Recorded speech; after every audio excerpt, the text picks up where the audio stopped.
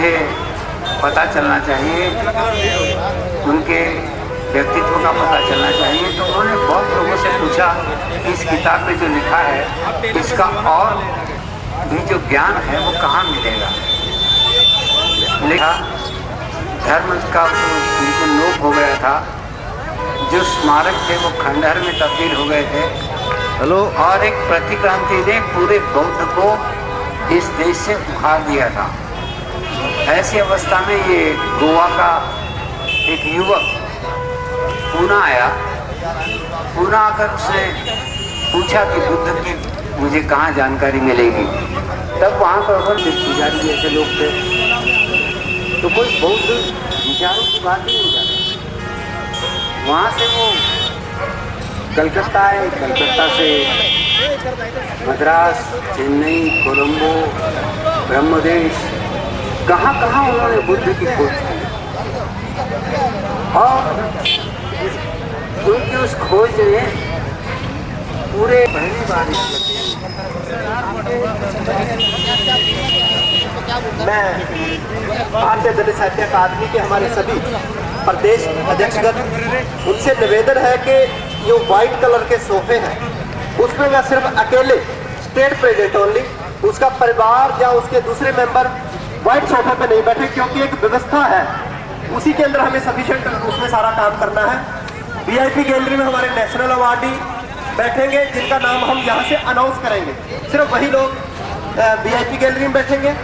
और जो दूसरे हमारे अतिथिगण जिसका, क्योंकि बाद में आप लोगों को परेशानी न हो इसलिए मैं अनाउंस कर रहा हूँ बार बार कि कृपया अपना स्थान जो आरक्षित है उसी पर ही बैठे।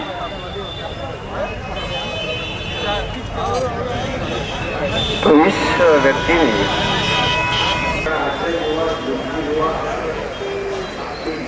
जो प्रामाणिक जीवन है, बुद्ध के जीवन का जो प्रामाणिक इतिहास है, जो बौद्ध दर्शन है, उसकी इतनी महत्वपूर्ण पुस्तक अगर हिंदी में नहीं है संस्थान में, तो अपने लिए डॉक्टर ब्रह्मानंद गोस्वामी जी हिंदी में अनुवादित है, जो यहाँ की भारतीय बौद्ध महासभा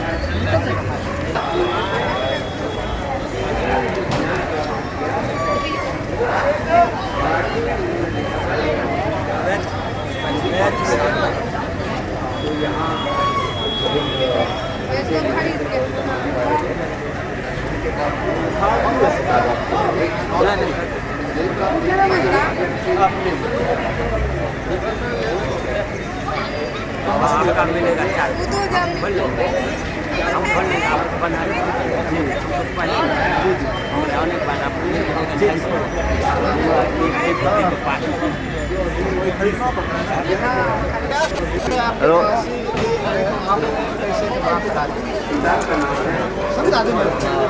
इनका रजिस्ट्रेशन हो गया, अंदर जाना आप वहीं जाओ। फिर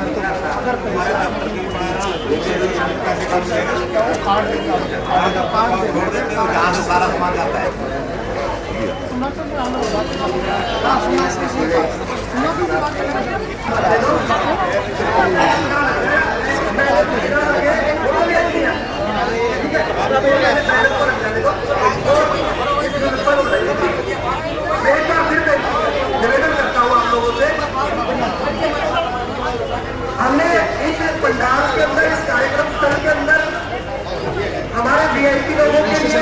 हमारे विद्वान लोगों के लिए और जिनको अवार्ड है कृपया तो अपने परिजनों को, अपने साथियों को पीछे बैठने के लिए बताएं कि जो भी दर्शकों में अच्छे लगेंगे, क्योंकि आप एक ही साथ अगर 2 या 3 परिजन रहेंगे वो भी बढ़ जाए तो फिर उसके आगे ही नेशनल अवार्ड में बैठने वाले। मेरा नहीं एक माणसं का भेट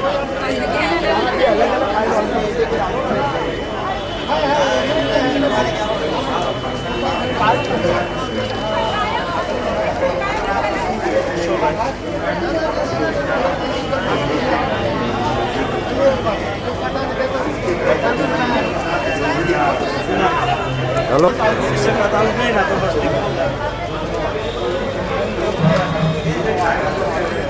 और ये दोनों की वो आए कि सबकी बाइक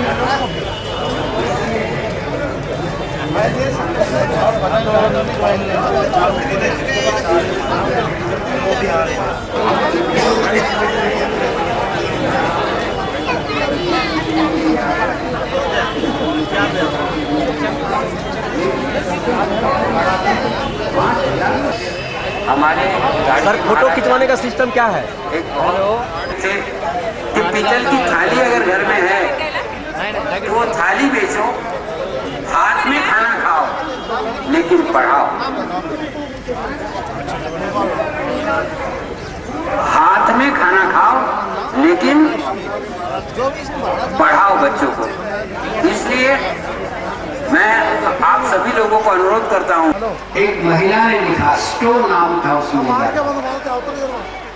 और वो सारी किताब वो उपन्यास इतना लोकप्रिय हुआ कि सभी को गुलामों को मुक्ति देने के लिए एक प्रेरणा स्रोत हुआ। पहले ये निग्रो लोग, ये काले लोग, ये गुलाम लोग कैसे आजादी की ओर आए और उनके समर्थन में कैसे यहाँ के लोग आए, ये किसने किया? तो क्यों पर लिखा और ये सारी क्रांति फैल गई। तो लिंकन ने उसे मिलने बुलाया। जैसे ही उसने देखा उस महिला को, तो लिंकन ने कहा कि ये इतनी नन्ही सी, इसने पूरे अमेरिका में ये ज्वाला फैला दी। तो एक किताब, स्टोव की एक किताब, उस महिला की एक पुस्तक जिसने गुलामों बहुत महत्वपूर्ण काम किया। इसलिए आप इन किताबों की महत्ता, ज्ञान की महत्ता जानते हुए सोचे कि न जाने कौन सी किताब कब हमारे एक बहुत बड़े रहस्य कथाकार लेखक थे। तो मैंने कहा था कि जिंदगी में वो बड़े निराश हो गए बम्बई के। उन्होंने सोचा कि अपनी जिंदगी मिटा दें, नष्ट कर। कॉनन डायल का एक नॉवेल था।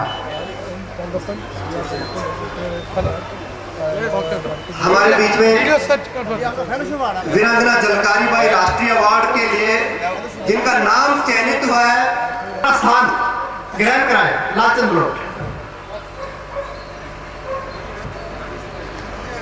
तो वो समुद्र किनारे गए, लेकिन जेब में किताब थी। मन में मरने के विचार थे, पर कहा क्योंकि उस किताब को उन्होंने आधी पढ़ी थी। समंदर भी है, समंदर के किनारे भी बैठे हुए, लेकिन जैसे ही वो पढ़ रहे थे, वो बड़ी रोचकता से किताब लिखी गई है। और वो रहस्य कथाएं जो होती है, वो जिसे हम कहते हैं जासूसी उपन्यास, वो जासूसी उपन्यास में वो जासूस जो कुछ करता है और फिर कैसे खोज के निकालता है, तो बड़े देर तक वो पढ़ते रहे, बड़े उत्सुकता से पढ़ते रहे कि खूनी कौन है ये। तो किताब पूरी पढ़ डाली, अच्छा लगा। और फिर दिल में विचार आया कि यार मरने से तो ठीक है, क्योंकि और भी अच्छी अच्छी बातें पढ़ने को मिलेंगी। तो मरने का विचार छोड़ दिया और कहा कि मैं ऐसी ही किताबें लिखूंगा जो लोगों को प्रेरित करे और बांध के रखे। और उन्होंने आश्चर्य लगेगा आपको कि ये जो व्यक्ति एक किताब लेके, तो मेरे कहने का मतलब ये था कि साहित्यकार जो है, उसकी रचना जो है, वो मनुष्य को बांध के रखती है, जीवन देती है, नई दिशा की एक प्रेरणा देती है। और इसलिए हम ये साहित्य को मुक्ति मिल जाएगी। कौन चाहता है? ये महाकुंभ नहीं है, ये विचारों का, ये तुम शोषण नहीं कर सकते, झूठी काल्पनिक कहानियां बताकर लोगों को लूट नहीं सकते। तो ये बहुत महत्वपूर्ण है और हम इसलिए यहाँ जमा हुए हैं कि हम लोग, ये सारे लोग जानते हैं कि किस प्रकार संविधान की दृष्टि, बाबा साहब की दृष्टि हमें लोगों को देना महत्वपूर्ण आयोजन है। इसलिए आप जाने कि किस प्रकार हम ये साहित्य सम्मेलन में आते हैं, तो इसका अर्थ एक ही है कि हम ज्ञान की पूजा करते हैं, विज्ञान की पूजा करते हैं। इसका अर्थ यही है कि हम नए युग की पूजा करते हैं। हमारे सोहनपाल सोमनाक्षर जी राष्ट्रीय अध्यक्ष आ गए।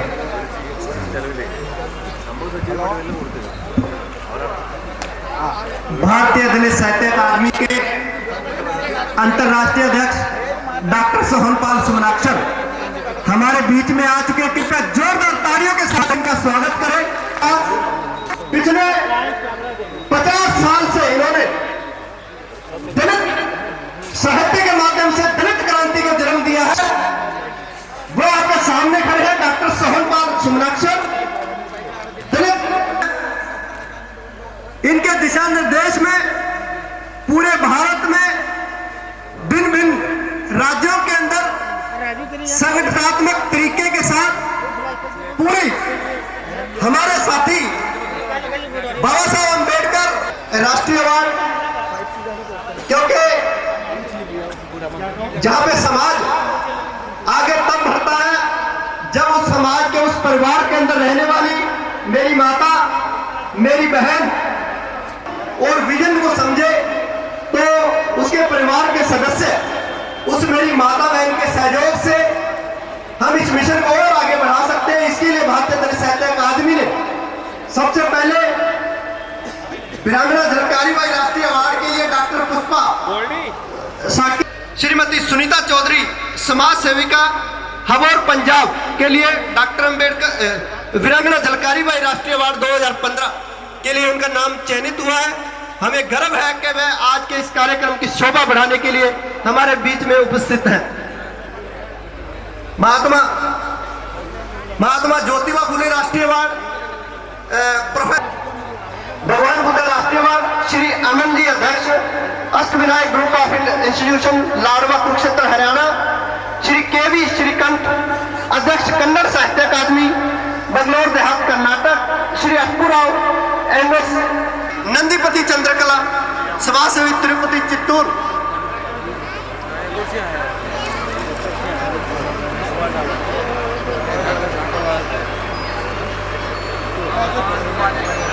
Kerala Shri Gopi Kattan chairperson Nama charitable trust Kalam Kerala, Chaudhary David Raj secretary all India SC/ST railway कर्मचारी एसोसिएशन तिरुपति आंध्र प्रदेश, हमारे ग्रेट गुरु संत नामदेव जी मेमोरियल राष्ट्रीय अवार्ड के लिए श्री विनायक शम्मू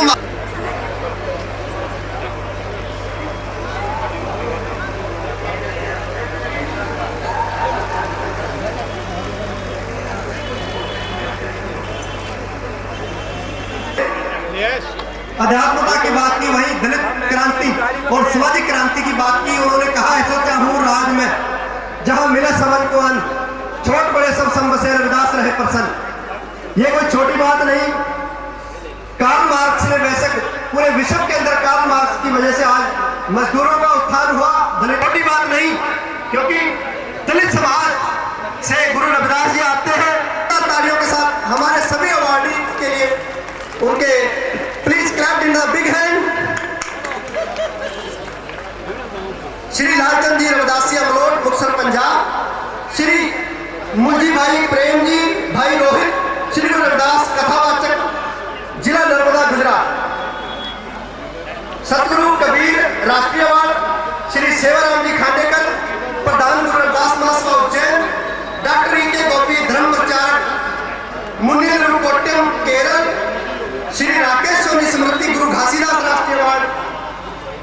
बहुत बड़े वह साहित्यकार भी है।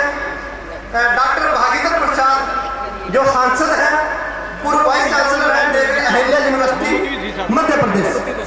तो राकेश स्मृति टीवी गुरु घासीदास राष्ट्रीय चैनल पर हमारे भारतीय दलित साहित्य अकादमी के बहुत बड़े विद्वान, हमारे जम्मू कश्मीर शाखा के पूर्व अध्यक्ष जो हरियाणा के गवर्नर भी हैं, फोटो पता क्या राष्ट्रीय अवार्ड 2015 के लिए श्री रामदास अठावले, आप सब लोग उनको जानते हैं, बहुत जिधर हमारे समाज के नेता है। पार्लियामेंट के अंदर जब उनको बोलने का अवसर मिलता है तो फिर वो किसी की नहीं सुनते, फिर वो बात सिर्फ बाबा साहब की करते हैं और उनके मिशन और विजन की बात करते हैं। तो उसके लिए बाबू मनमोहन मेमोरियल राष्ट्रीय अवार्ड 2015 श्री रामदास अठावले जो MP है, राष्ट्रीय अध्यक्ष है RPI नई दिल्ली, प्रदेश अध्यक्ष, मैं उनका स्वागत करता हूँ। वह मंचासीन हो चुके हैं और मैं मेरे हमारे राजस्थान प्रदेश के अध्यक्ष आत्माराम जी उपाध्याय, वह भी अपनी जो आरक्षित सीट थी उसको ले चुके, मैं उनका भी बहुत स्वागत करता हूं। हमारे बीच में भारत की प्रसिद्ध कलाकार के मिशन के अंदर जो उनके लिए उनके जीवन में जो ऐसी घटनाएं घटी, वह लोग उनको आपने सुना। हमारे राष्ट्रीय प्रवक्ता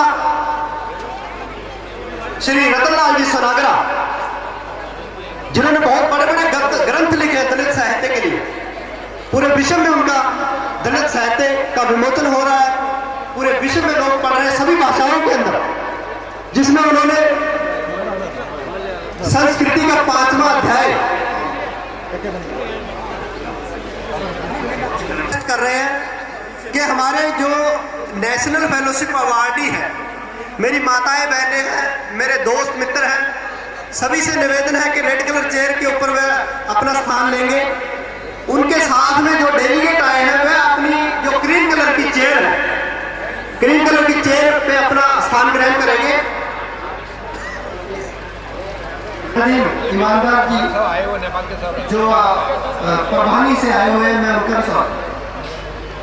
वो जो है हमें पता है। तो साथियों, डॉक्टर अम्बेडकर सेवाश्री राष्ट्रीय award, doctor Ambedkar service award जो दिया गया है श्रीमती सिंधु रेडू समाज सेवक टीटा केर Jeet Bahadur Vishwakarma principal Mercy Mission academy Kathmandu Nepal, Shri N Kanagaraji Tamil Nadu, Bhimrao Jayant Gade Palghat Maharashtra, और शर्मा जी को मैं निवेदन करूंगा, वो बहुत हमारे पुराने हमारे प्रेस फोटोग्राफर हैं, बहुत अच्छी अच्छी फोटो खींचते हैं, बिना कहे सबकी फोटो ऐसे बना देते हैं कि लोग सारी उम्र इनकी फोटो को अपने घर पे ले जाकर के लगाते हैं, इनके द्वारा खींची गई फोटो को। और मैं उनसे बोलूंगा कि सभी फोटोग्राफर को ज्यादा आगे ना आने दे, पब्लिक की फोटो बीच में आकर के ना खिंचवाने दे कृपया। श्री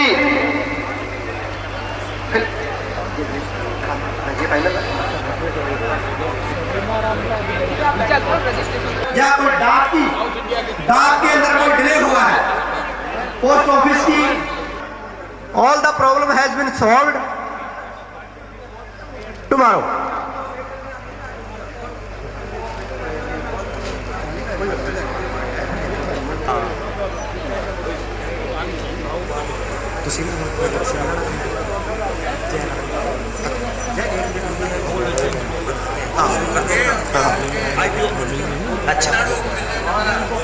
आज के हमारे राष्ट्रीय अनुसूचित जाति आयोग के अध्यक्ष श्री PL पूनिया जी, जो आज के हमारे मुख्य अतिथि होंगे, 10-15 मिनट के अंदर हमारे बीच में पहुंचने वाले हैं। शुरुआत हो तो ये कार्यक्रम की शुरुआत है। मैंने पहले आपसे कहा कि दलित साहित्य का इनका एक सम्मेलन जो है, ये 31वां सम्मेलन, जब ये शुरू हुआ था, ये दलित साहित्य की शुरुआत महाराष्ट्र में हुई और महाराष्ट्र में एक पहला ऐसा विद्रोह हुआ जो साहित्य में कभी नहीं देखा। ये क्यों हुआ, इसका कारण है आज तक जिन लोगों के हाथ में लेखनी थी उन्होंने अपनी ही जिंदगी लिखी, अपने ही लोगों के बारे में लिखा, अपने ही सुख दुख के बारे में लिखा। लोगों के सुख दुख होते हैं ये तो पता ही नहीं चला, और वो कैसे लिखेंगे ये भी पहले से तय कर दिया गया। क्या उसका नाटक का जो नायक है वो क्षत्रिय बनाएंगे, वो राजा ही होगा, नायिका ऐसी होगी, और सबसे जो ग्रामीण पात्र है वो दूसरे ही होंगे, और जो प्राकृत भाषा में बोलेंगे। तो नौकर भी कैसे होंगे ये देखो। तो जब भी नाटक की शुरू कब इसकी हो,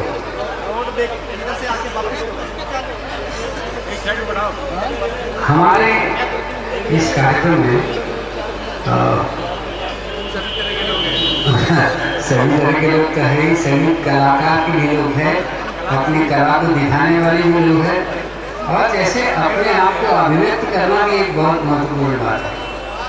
तो ये तरीका है अपने व्यक्तित्व को अभिव्यक्त करने का, अपना ही हमें ये जो भूमिकाएं बताई गई है।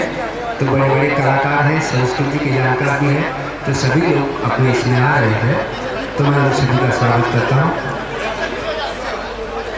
तो मैं भी साहित्य लिखना चाहिए, लेकिन पहली बार दलित साहित्य ने इस नियम को तोड़ा कि तुम्हारे हीरो कोई भी हो और जीवन कैसे भी हो, सबसे महत्वपूर्ण बात यह है कि हम जैसे जीते हैं वैसे लिखा।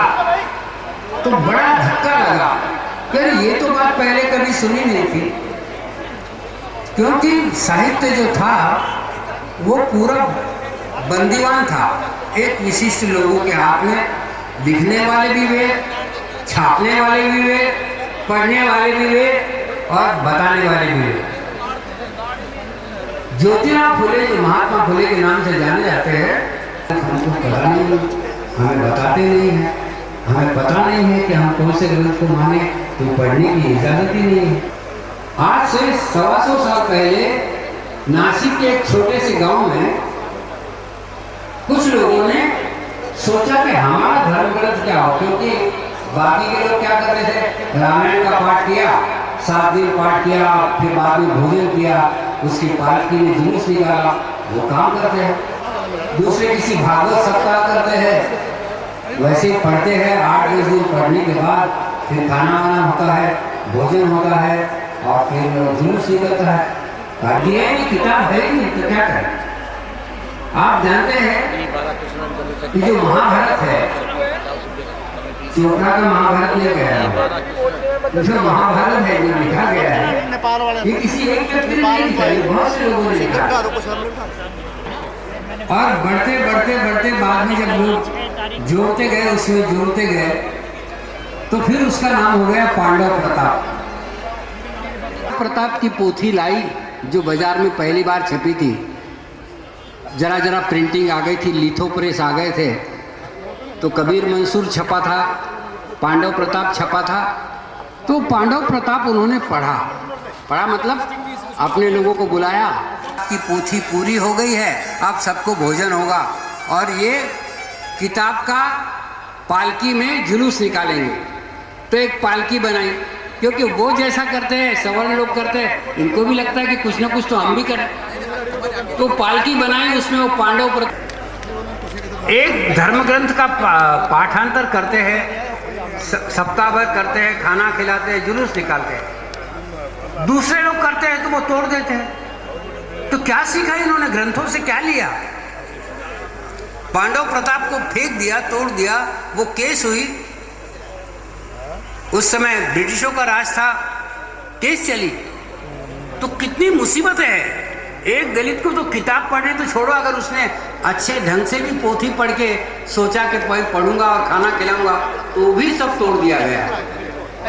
ऐसी हालत में जो हमें अधिकार दे दिए, जिससे हम आगे बढ़ गए, जिससे दलित साहित्य का आविर्भाव नया हुआ। हमारे मित्र बाबा साहब से मिलने गए थे, तो उन्होंने कहा, बड़े लोग थे, बस कोई क्लास था, उसने कहा कि चलो मैं दलित साहित्य का सम्मेलन देता हूँ, लिया। और उसमें एक अण्णा भाऊ साठे, जो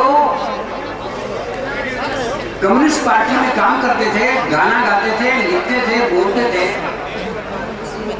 उनको उसका उद्घाटन करने के लिए बुलाया। एक बड़ा कार्यकर्ता, एक बड़ा सोचने वाला, दुनिया की बातें गड़गड़ाहट हो जाए ताकि उनका स्वागत है। ये बोलना ना पड़े, ठंडी में आप तालियां बजाएंगे तो अच्छा ही होगा।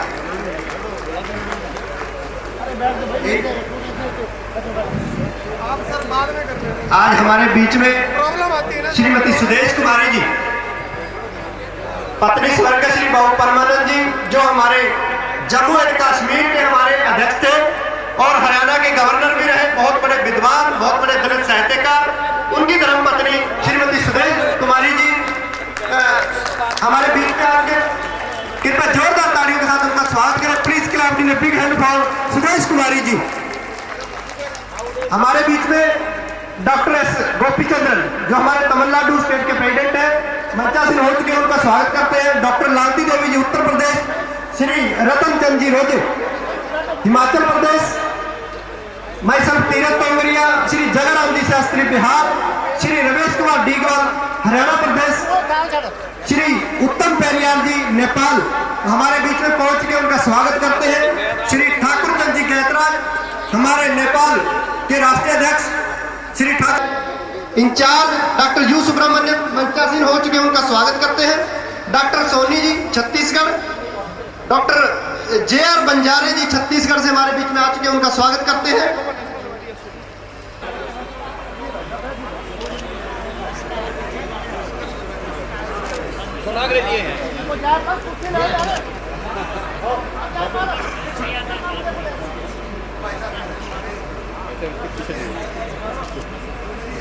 आप सब जानते हैं कि बहुत संघर्ष के बाद नेपाल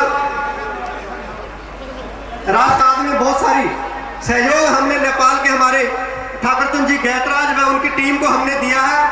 बहुत विचार विमर्श के साथ इन्होंने बहुत कोशिश की है नेपाल के संविधान के अंदर दलितों उत्थान के लिए फंडामेंटल राइट्स डाले जाए। पार्लियामेंट को ऐसे सुनसान कर देते थे जैसे आप ऐसे लगता था जैसे डॉक्टर अम्बेडकर जी ने इनको विशेष प्यार इनको दिया। मैं स्वागत करता हूं, अब मैं स्वागत करता हूं डॉक्टर पीएल पूनिया जी। कृपया जोरदार तालियों के साथ उनका स्वागत करें। डॉक्टर सिमलाक्षर जी ने उनका स्वागत किया है। पीएल पूनिया जी अपना स्थान। PL Punia, chairman National Commission for Scheduled Caste and Scheduled tribes.